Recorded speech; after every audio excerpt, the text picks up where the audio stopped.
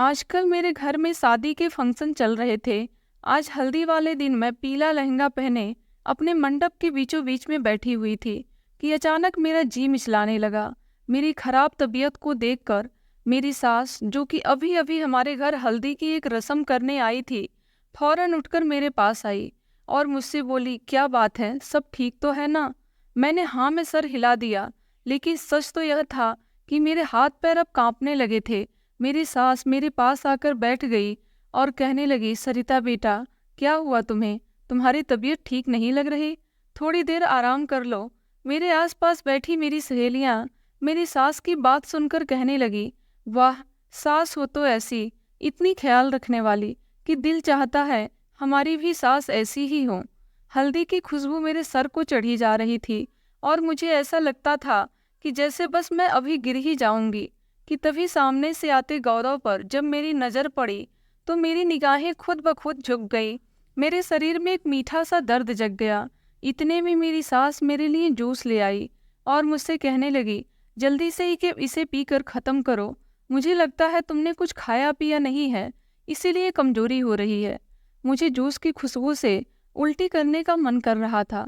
Juice का गिलास अभी मुंह को लगाया हुआ ही था कि मेरी तबीयत एकदम से बिगड़ गई। ऐसा लगा कि अभी उल्टी आ जाएगी। मैं जल्दी से उठकर अपने कमरे में भागी थी और सीधे बाथरूम में घुस गई थी। मेरे पीछे पीछे मेरी माँ और मेरी सास भी आई थी। बाथरूम में जाते ही मुझे उल्टियाँ शुरू हो गई थी। उल्टियाँ कर करके मेरे हालात बिगड़ चुके थे। थोड़ी देर बाद मैं बाहर आई तो मेरी माँ और मेरी सास बहुत परेशान थी। मेरी माँ ने कहा, थोड़ी देर आराम कर लो। मेरी सास भी मेरे पास ही बैठ गई। मेरा ससुराल ज़्यादा दूर नहीं था, मेरे मोहल्ले में ही था। बचपन से ही मेरा आना जाना वहाँ रहता था। मेरी विधवा माँ मेरे पास ही आकर बैठ गई और मुझ पर कुछ पढ़कर फूंकने लगी। लोगों की भी गंदी नजरें होती हैं। न जाने कौन आज आंख भर भर के तुझे देख लिया होगा। कितनी बार तुझे कहा है कि अपना ध्यान रखा कर। मैंने चुप कराते हुए कहा, मम्मी बस भी करें, क्योंकि मेरा सर भारी हो रहा था। मम्मी ने कहा, अपनी तबीयत जल्दी से अच्छी कर लो, बस आज का दिन है।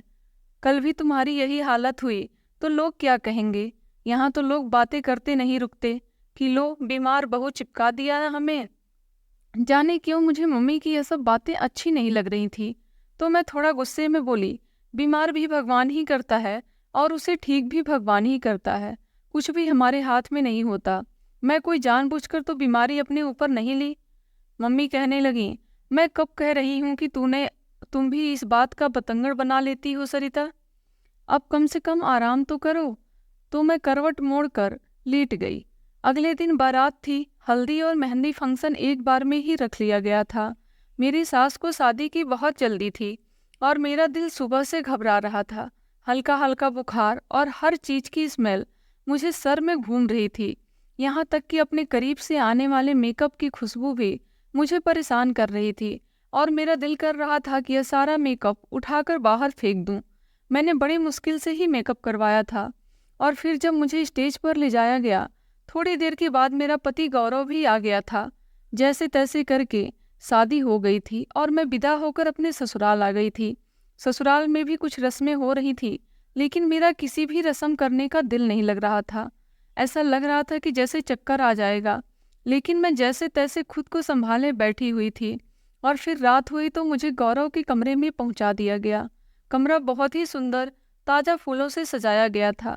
लेकिन अचानक ही थोड़ी देर बाद मेरी तबीयत इतनी खराब हुई कि मैं वहां से भागती हुई सीधे बाथरूम में गई थी और मुझे उल्टियाँ शुरू हो गई। बाथरूम से निकलते ही मुझे ऐसा लग रहा था कि मेरे शरीर में बिल्कुल भी जान नहीं है। मैं मुश्किल से खुद को घसीटते हुए बाहर लेकर आई थी। कमरे में मौजूद मेरी सास ने मुझे गौर से देखा और कहा, क्या बात है, यह बार बार उल्टियाँ क्यों आ रही हैं तुझे? फिर उन्होंने सबसे कमरा खाली करने को कहा और मेरा चेकअप करने लगी। चेकअप पूरा करने के बाद उन्होंने दरवाज़ा खोला और जैसे ही रिश्तेदार औरतें और लड़कियां कमरे में दाखिल हुईं तो मेरी सास न आओ देखी न ताओ, उन्होंने शोर मचाना शुरू कर दिया। यह तो प्रेग्नेंट है, पता नहीं किसका पाप अपने कोख में रखकर मेरे घर आई है। ऐसी चरित्रहीन बहू मैं अपने घर में स्वीकार नहीं करूंगी। यह खबर इतनी अचानक कानों में पड़ी थी कि वहां पर मौजूद सब औरतों में सांप सूंघ गया। नई नवेली दुल्हन जिसने अभी सुहागरात भी नहीं मनाई थी, उसका एकदम से पैर भारी होने का ऐलान यकीनन सबको शक में डाल गया था। यह सब कुछ सुनकर मेरे होश उड़ चुके थे। सबके साथ साथ मेरी भी आंखें फटी की फटी रह गई थी। यह कैसे मुमकिन है? किसी ने मेरी माँ को भी यह खबर दे दी थी और वह भी फौरन भागती हुई मेरे कमरे में आई थी। मेरी विधवा माँ, जिसकी कुल जमा पूंजी सिर्फ मेरी इज्जत ही थी, वह यूं इस भरी महफिल में लुटता देखकर अपने पैरों पर खड़ी नहीं हो पा रही थी और जमीन पर बैठ गई।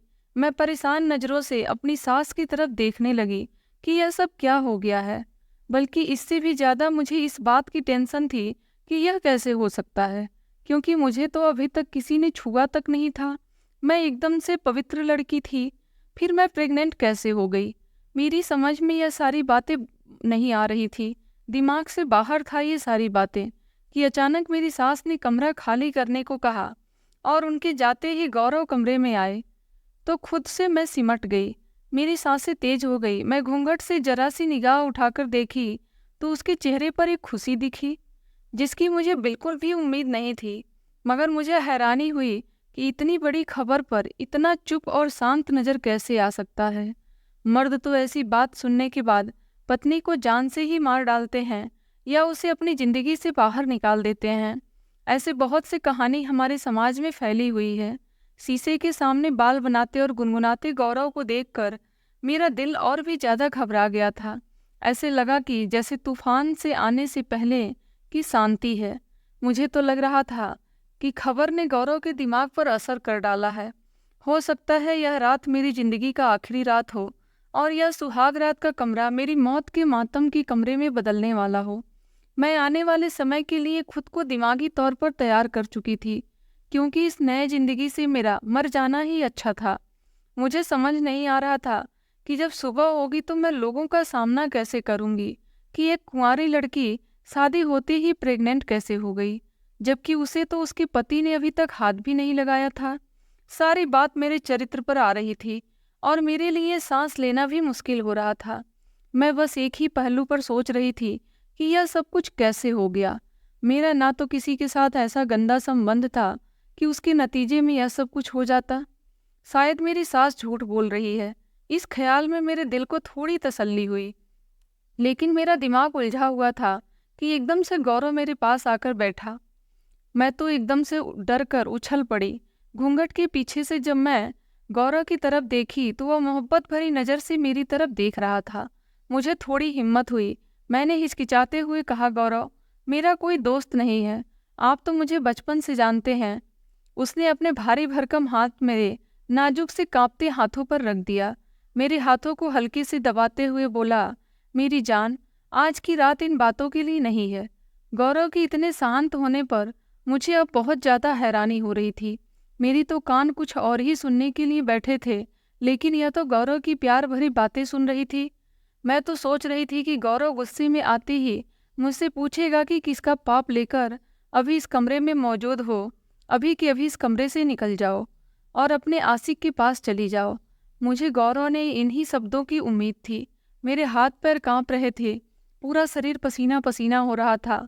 फिर धीरे से उसने मेरा घूंघट उठाया और हम दोनों की ही नज़रें आपस में टकराई तो मैं एकदम से अपनी नज़रें झुका ली। फिर उसने अपनी जेब से एक मखमली डिबिया निकाली जिसमें सोने का एक चैन था। उसकी गंभीर आवाज़ कमरे में गूंजी। गौरव ने कहा, कैसी लगी तुम्हें?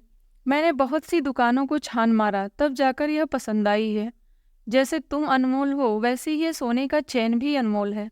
मैं निगाहें उठाकर गौरव की तरफ देखी, जिसके चेहरे पर दूर दूर तक मोहब्बत को पा लेने की खुशी छाई हुई थी। गौरव का यह रूप मेरे लिए बहुत ही अलग था। जिस समय मेरी सास ने यह खबर सुनाई थी तो उस समय गौरव भी तो कमरे में मौजूद था, लेकिन उस समय से लेकर तन्हाई में आने तक मैं गौरव के चेहरे पर गुस्से की लकीर भी नहीं देखी थी। इस खबर को सुनने के बाद भी गौरव बिल्कुल नॉर्मल बिहेव कर रहा था।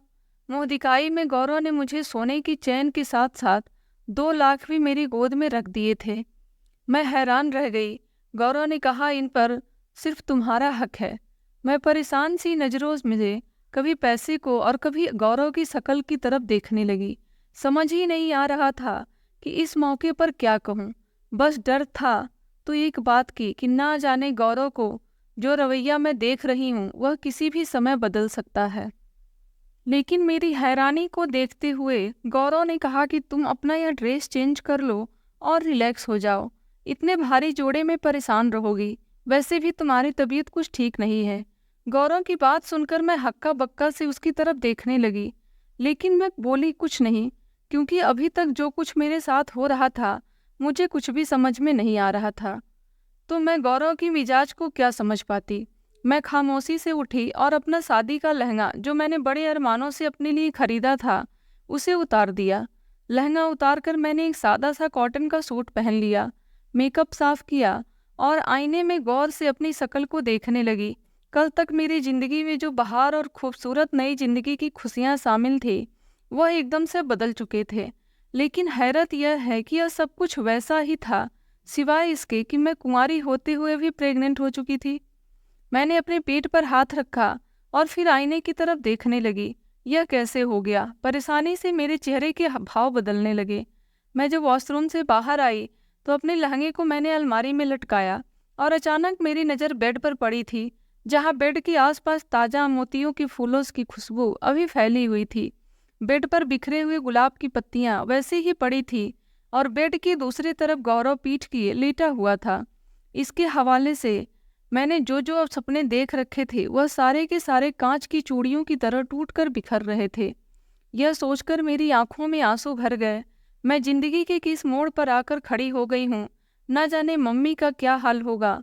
इतनी बड़ी खबर सुनने के बाद वह मेरे बारे में क्या सोचेंगी। उन्हें तो अपनी परवरिश पर बहुत ही गर्व था और अब उनका यह गर्व बहुत बुरी तरह से टूट चुका था। हे भगवान, मेरे साथ क्या हो गया? मैं कुछ समझ नहीं पा रही थी, कोई समाधान नहीं मिल रहा था। खामोशी से मेरे दिल ही दिल में आंसू गिरते जा रहे थे। शायद अब सो चुका था तो मैं उसके बराबर में सिमट कर लेट गई, लेकिन नींद कहाँ आनी थी। मेरा सर दर्द की वजह से फटा जा रहा था। हे भगवान, मेरे पास तो कोई ऐसा भी नहीं है जिससे मैं अपना दुख बांट सकती। ना भाई है और ना ही तूने बहन दी जिसके गले लगकर रोकर मैं अपना गम हल्का कर सकूं। मेरा यह समस्या कैसे हल होगी? मेरी समझ से बाहर थी। हे भगवान, तूने मेरे साथ यह क्या कर दिया? मैं बार बार अपने आप को सवालों के कटघरे में लाकर खड़ा करती तो उतनी ही ज्यादा दुखी हो जाती।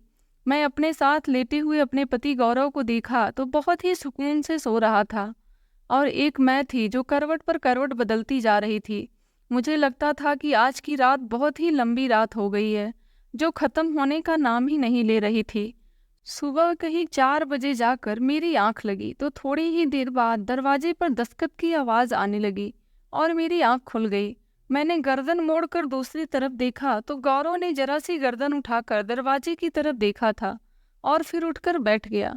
जैसे ही उसकी नज़र मुझ पर पड़ी तो वह मुस्कुराने लगा। मैं भी उठकर एकदम से बेड पर बैठ गई और रात के होने वाले हादसे एक एक करके दोबारा से मुझे याद आने लगे तो मेरा दिल फिर से भारी होने लगा। मैं बस इंतजार में थी कि कब गौरव अपने दिल की भड़ास निकालता है, लेकिन अभी तक तो मुझे कोई ऐसे आसार नजर नहीं आ रहे थे कि जिससे मुझे पता होता कि गौरव मेरे ऊपर गुस्सा करेगा।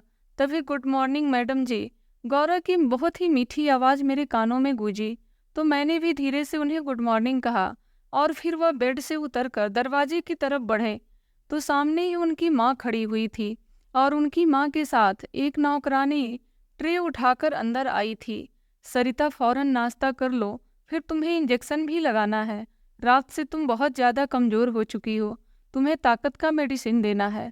मैं कुछ ना समझते हुए भी उनकी तरफ देखने लगी तो उन्होंने नौकरानी को इशारा किया तो उसने ट्रे मेरे बेड पर रख दी। मेरी सास ने कहा, सरिता जल्दी जल्दी नाश्ता करो, उसके बाद आज मुंह दिखाई की रस्म भी करनी है। थोड़ी देर में मेहमान आने शुरू हो जाएंगे, बहुत सारी तैयारी करनी है। नाश्ता करने को मेरा बिल्कुल भी दिल नहीं कर रहा था, लेकिन मैं लगभग 2 दिन की भूखी थी। उल्टियाँ कर कर के मेरा पेट बिल्कुल खाली हो चुका था, इसलिए पेट में अजीब सा दर्द और खालीपन सा महसूस हो रहा था। फिर मेरी सास गौरव की तरफ मुड़कर गौरव से कुछ कहने लगी।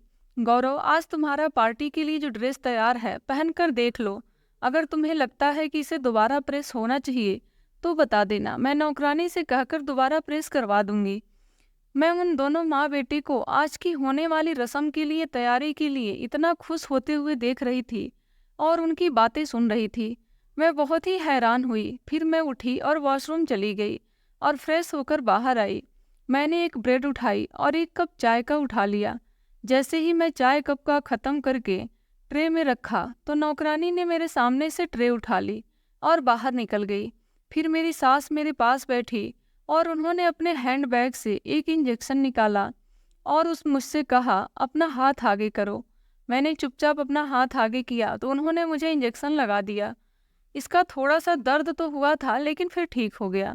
इतने में गौरव का भाई भी कमरे में आ गया। गौरव का यह भाई दिमागी तौर पर पागल था। वह बच्चों जैसी हरकत किया करता था। हालांकि उसकी उम्र 20 साल हो चुकी थी।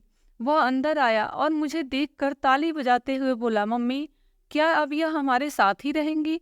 तो मेरी सास ने हंसते हुए कहा कि हाँ हाँ, अब यह हमारे ही घर में रहेंगी। अच्छा, अब तुम बाहर जाओ, दुल्हन को तैयार होना है, फिर हम उसे लेकर मैरिज हॉल के लिए निकलेंगे। मेरी सास की बात पर मेरे देवर का मूड खराब हो गया था, लेकिन गौरव उसे जबरदस्ती बाहर ले गए। अब कमरे में मैं और मेरी सास अकेली थी कि अचानक वह मेरे पास आई और कुछ पैसे मेरे गोद में रख दिए और कहा, इन्हें खर्च करो और पैसे बच्चा होने के बाद तुम्हें मिल जाएंगे। अपनी सास की बात सुनकर पहले तो मुझे बहुत हैरानी हुई, लेकिन फिर मुझे गुस्सा आ गया। मैं कुछ कहना ही चाहती थी कि वह एकदम से बोली, तुम्हें अभी कुछ कहने की परमिशन नहीं है सरिता, अभी घर में मेहमानों से भरा पड़ा है और मैं आगे कोई बात नहीं सुनना चाहती। मैंने कहा, लेकिन मुझे आपसे एक सवाल जरूर करना है और भगवान के लिए मुझे उसका जवाब देकर जाएं। मुझे समझ नहीं आ रहा है कि आपने मुझे यह पैसे क्यों दिए हैं और इस बच्चे से मेरा क्या संबंध है। मैं तो बिल्कुल कुंवारी हूँ। अच्छा, तो तुम कुंवारी हो? मेरी सास ने जरा गुस्से से मेरी तरफ देखा। अगर तुम कुंवारी हो तो यह बच्चा क्या फूंक मारने से तुम्हारे पेट में आ गया? तुम किसे उल्लू बना रही हो सरिता? मैं एक बहुत ही अनुभवी दाई हूँ जो बदकिस्मती से तुम्हारी सास भी बन गई हूँ। अगर शादी से पहले मुझे इस बातों का पता होता तो मैं कभी भी तुम्हें अपने घर की बहू ना बनाती, लेकिन मेरे पति ने तुम्हारे बाप से वादा किया था कि दोनों बच्चों की शादी होगी। मैंने उस वादे को निभाया है और इसलिए मुझे खामोश होना पड़ा। बाकी रह गई बात पैसों की, तो यह पैसे तुम्हें इसलिए दिए हैं कि तुम्हारा जो दिल चाहता है खाओ पियो और अपनी सेहत बनाओ। हम तुम्हारे लिए यही कर सकते हैं और जब तक हो सकेगा करते रहेंगे।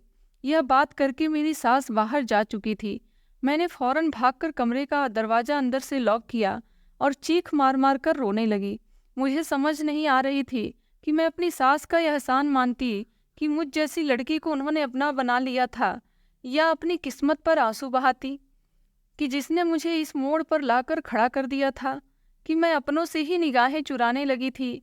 मुझे समझ नहीं आ रहा था कि मैं अपने घर वालों का सामना कैसे करूंगी। हे भगवान, मैं किस मोड़ पर आकर खड़ी हो गई हूँ, जहाँ आगे भी गड्ढा है और पीछे भी खाई है। गौरव और मेरे सास के व्यवहार को देखती हूँ तो उनसे मेरा बड़ा प्रेमी कोई नहीं है। ऐसा लगता है कि यह दोनों मेरे कितने बड़े मददगार हैं, और दूसरी तरफ अपने ही घर की इज्जत को उछालने वालों की समझ भी नहीं आती है। अगर यह मुझे इतना ही चाहते हैं और उन्हें मेरी इज्जत इतनी ही प्यारी है तो फिर इस हादसे को छुपा भी तो सकते थे। मेरी सास ने मुझे मेरी माँ की ही नज़रों में क्यों गिरा दिया? मेरी माँ ने कैसे गिरकर मेरी सास के पैर पकड़े थे कि इस खबर को कहीं मत फैलाना। मैं तुम्हारे पाँव पड़ती हूँ, मेरी और मेरी बेटी की इज्जत का सवाल है। कितनी मुश्किल से मेरी सास इस बात के लिए मानी थी कि वह इस बात को कहीं नहीं बांटेगी कि मैं पेट से हूँ। अचानक आने वाले इस ख्याल से मेरा दिल धड़क गया। मैं अपने सर को घुटनों पर रखकर जोर जोर से रोने लगी। इतने में दरवाजे पर फिर दस्तक हुई। मैं तो उछल पड़ी थी और डरी सहमी नज़रों से दरवाजे की तरफ देखने लगी थी। मैंने दरवाजे को खोला तो सामने ब्यूटी पार्लर से आई दो लड़कियां खड़ी थी जो मुझे हैरान और परेशान नज़रों से देख रही थी। आप रो रही हैं? अंदर आते हुए एक लड़की ने कहा। दरवाज़ा बंद किया और मुझसे सवाल किया तो मैं गड़बड़ा सी गई थी। अपने आंसू साफ कर किए और उससे कहा, नहीं नहीं, ऐसी कोई बात नहीं है। अच्छा, लेकिन लड़कियां तो मुंह दिखाई की रस्म के लिए बहुत खुश होती हैं। ऐसी कोई बात नहीं है। मैंने बहाना बनाया कि मेरे सर में दर्द हो रहा है और फिर मुझे अपनी मम्मी पापा की भी याद आ रही थी, इसलिए मेरी आंखों में आंसू आ गए। हाँ, तो होता है कि अपना घर, अपने माँ बाप की याद बहुत आती है, तो बात बात पर आंख भर जाती है। हम भी खुद इस कंडीशन से गुजरे हैं। उनमें से एक लड़की बहुत ही बोलतू थी और लगातार बोले जा रही थी, और यहाँ मेरे दिल की दुनिया उथल पुथल हो रही थी। मैं बस एक ही बात सोच रही थी कि गौरव ने ना शादी से पहले हमको छुआ है और ना ही शादी के बाद। मैं एकदम पवित्र लड़की थी, फिर मैं प्रेग्नेंट कैसे हो गई? लड़कियां मुझे तैयार करके जा चुकी थी। थोड़ी देर बाद मेरी सास और गौरव मुझे मैरिज हॉल ले गए, जहाँ पर मुंह दिखाई का फंक्शन हो रहा था। मुंह दिखाई का फंक्शन बहुत ही बड़ा रखा गया था। न जाने कितने मेहमानों को बुलाया गया था। मुझे स्टेज पर ले जाकर बैठा दिया गया। गौरव और मेरी सास साए की तरह मेरे आसपास ही मौजूद रहे। मुझे दूर दूर तक मेहमानों के सिर्फ सर ही नजर आ रहे थे, लेकिन इनमें कहीं भी मुझे मेरी माँ नहीं दिखाई दे रही थी। तो मैंने धीरे से अपनी सास से पूछा कि मेरी मम्मी कहाँ हैं, क्या वह नहीं आई हैं? तो उन्होंने कहा, मम्मी, मैंने तो बहुत कहा था तुम्हारे मम्मी को, लेकिन वह नहीं आई। अपनी सास की बात सुनकर मैं परेशान हो गई। मैंने कहा, वह तो ठीक है ना? हाँ हाँ, वह बिल्कुल ठीक है, लेकिन जाहिर है हमारी तरफ उनका इतना कलेजा तो नहीं है कि अपनी चरित्रहीन बेटी का सामना कर सके, जो शादी से पहले ही किसी का पाप अपनी कोख में पाल रही है। अपनी सास की बात सुनकर मेरी आंखें ना चाहते हुए भी शर्म से झुक गई। मैं खुद को मुजरिम समझने लगी थी। मुंह दिखाई की रस्म खत्म हो चुकी थी। मैंने अपनी सास से कहा कि मम्मी जी, मैं अपनी मम्मी से मिलना चाहती हूँ। तो उन्होंने मुझे अनुमति दे दी। मेरी विधवा माँ पता नहीं किस हाल में होगी। जैसे ही हम मैरिज हॉल से आए, मैं अपनी माँ के पास चली गई, क्योंकि मेरा मायका और ससुराल एक ही मोहल्ले में था। मेरे पापा और गौरव के पापा आपस में बहुत गहरे दोस्त थे। दोनों आपस में भाइयों की तरह रहते थे। मेरे परिवार में मेरी मम्मी पापा और मैं अकेली थी, जबकि गौरव के परिवार में गौरव और उसका छोटा भाई शुभम और उसकी मम्मी पापा थे। दोनों परिवारों के बच्चे और दोनों की पत्नियां एकदम अपनों की तरह मिलजुल कर रहते थे। मेरे पापा बहुत मेहनती थे। गौरव के पापा और मेरे पापा दुबई में कारोबार करते थे, लेकिन फिर गौरव के पापा यहाँ हिंदुस्तान में कारोबार शुरू कर लिया था और मेरे पापा दुबई में ही रह रहे थे। अब वह दुबई वाला कारोबार संभालते थे और गौरव के पापा हिंदुस्तान वाला। लेकिन गौरव के पापा बहुत ही कामचोर थे और उनका काम पर ध्यान नहीं रहता था, लेकिन मेरे पापा को इससे कोई मतलब नहीं था। उन दोनों की आपस में बेहद गहरी दोस्ती थी और वह गौरव के पापा को बिल्कुल अपने भाई जैसा मानते थे। लेकिन धीरे धीरे मेरे पापा को लगने लगा था कि उनका दोस्त उनके पैसों पर ऐश कर रहा है और खुद कोई काम नहीं करना। तो फिर पापा ने हर चीज का बंटवारा कर लिया था। गौरव के पापा को हराम की लत लग चुकी थी। अब उससे कोई काम नहीं किया जाता था। धीरे धीरे उनका बिजनेस डूबता चला गया और फिर उनके पास कुछ भी नहीं बचा। अब कोई छोटी मोटी नौकरी करके अपना गुजारा करते थे। गौरव की माँ खुद को एक स्त्री रोग विशेषज्ञ कहती थी, लेकिन हकीकत में वह एक दाई थी और एक सरकारी अस्पताल में नौकरी करती थी। एक केस खराब होने की वजह से उन्हें नौकरी से हाथ धोना पड़ा था, लेकिन फिर उन्हें कहीं पर भी जॉब ना मिली। वह अपने मोहल्ले में ही डिलीवरी करने लगी और फिर एक दिन गौरव के पापा की नौकरी भी खत्म हो गई, क्योंकि उनका काम में मन ही नहीं लगता था। अब गौरव के परिवार में खाने पीने की लाले पड़ने लगे थे। मेरे पापा से देखा नहीं गया था और फिर वह थोड़ा बहुत पैसा गौरव के पापा को दे दिया करते थे। इस तरह गौरव का घर चलने लगा था। लेकिन उसी समय मेरे पापा और गौरव के पापा दोनों का एक ही एक्सीडेंट में मौत हो गया। वह दोनों कहीं घूमने जा रहे थे। पापा की अचानक हुई इस मौत से हमारा पूरा परिवार बिखर कर रह गया था। लेकिन उस समय तक गौरव की नौकरी लग चुकी थी और वह अपने घर को संभालने लगा था। गौरव की और मेरी बचपन से ही बहुत अच्छी दोस्ती थी। हम दोनों के पापा ने आपस में मिलकर बचपन में ही हमारी शादी तय कर दी थी। मेरी मम्मी ने कभी उनके आगे एक शब्द भी नहीं बोल पाई थी, और दूसरा, गौरव भी मेरी माँ को बहुत पसंद था। और इस तरह मैं एक घर से उठकर दूसरे घर में आ गई थी। मेरी माँ ने इसलिए यह रिश्ता स्वीकार कर लिया क्योंकि मैं अपने माँ की इकलौती बेटी थी और मुझे मेरी माँ अनजान लोगों के यहाँ नहीं देना चाहती थी, क्योंकि वह खुद विधवा थी और मैं अनाथ। हमारे सर पर किसी का हाथ नहीं था। पता नहीं अनजान लोग कैसे निकले। इसलिए मेरी माँ ने गौरव से मेरी शादी करने की खैरियत समझी थी। सब कुछ सोचते हुए खुद ब खुद मेरी आंखों से आंसू निकलकर गालों पर बहने लगे। सब कुछ ठीक जा रहा था, लेकिन पता नहीं कैसे यह मेरी प्रेगनेंसी की बात बीच में आ गई। मैं मम्मी के कमरे में गई तो वह बेड पर लेटी हुई छत की तरफ घूर रही थी। मैं उनके पैरों में जाकर बैठ गई तो वह मुझे खाली खाली नज़रों से देखने लगी। मेरी मम्मी मुझे गुस्से से बोली, ऐसी भी क्या आग लगी थी सरिता तुझे? शादी तो तेरी गौरव से एक ना एक दिन तो हो ही जानी थी। यह मुफ्त का कालिख अपने माथे पर लगाने की क्या जरूरत थी? क्या कमी रह गई थी मेरी परवरिश में जो तूने मुझे यह दुख दिया? मम्मी की बात सुनकर मैं रो पड़ी। मम्मी मेरा विश्वास करें, मैं निर्दोष हूँ, मैं बिल्कुल पवित्र हूँ। क्या मुझे आपको भी विश्वास दिलाने की जरूरत है? मैं फूट फूट कर रो दी थी। तो मम्मी एकदम से चौंक कर मेरे पास बैठ गई। यह क्या कह रही हो सरिता? मैं बिल्कुल ठीक कह रही हूँ मम्मी। मुझे नहीं पता कि जो कुछ भी मेरी सास कह रही है वह सही है या गलत। मुझे आपकी कसम है, मैं बिल्कुल पवित्र हूँ और मैं नहीं जानती कि मेरे इस पाप का असल कारण कौन है। तो मम्मी हैरानी और परेशानी की मिलीजुली हालत में मेरी तरफ देखने लगी। यह पाप किसका है? हे भगवान, यह क्या मुसीबत हमारे सर पर टूट पड़ी है? मम्मी सर पकड़कर बैठ गई और मैं भी बेआवाज रोती चली गई। कुछ देर मम्मी के पास बैठने के बाद मैं अपने घर वापस आ गई थी।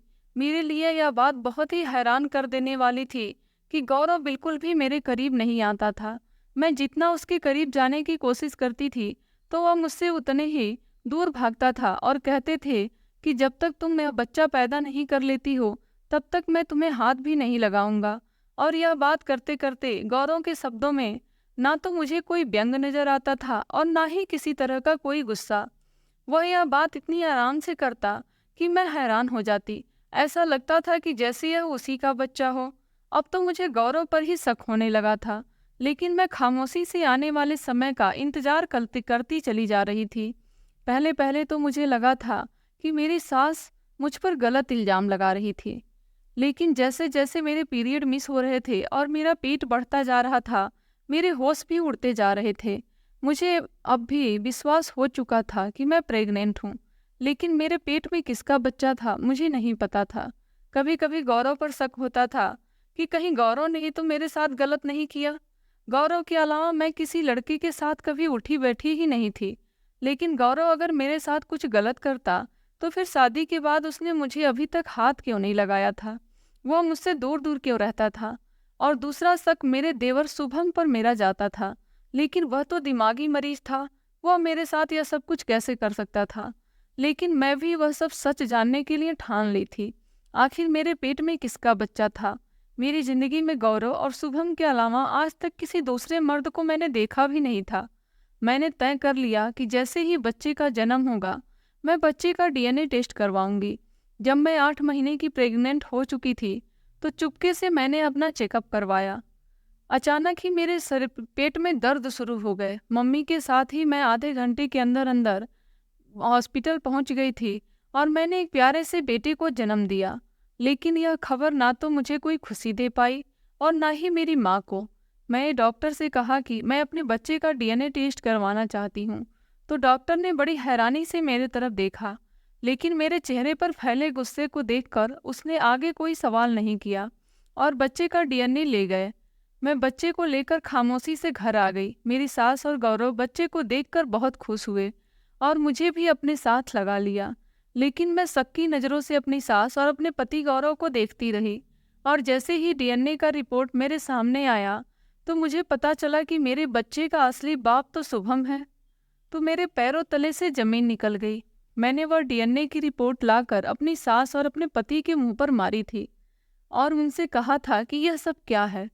मेरी सास का रंग एकदम से बदल गया था और दूसरी रिपोर्ट मुझे गौरव के कमरे से मिली थी, जो गौरव की थी। मुझे गौरव की अलमारी से मिली थी। गौरव इस अलमारी को हर समय लॉक करके रखता था।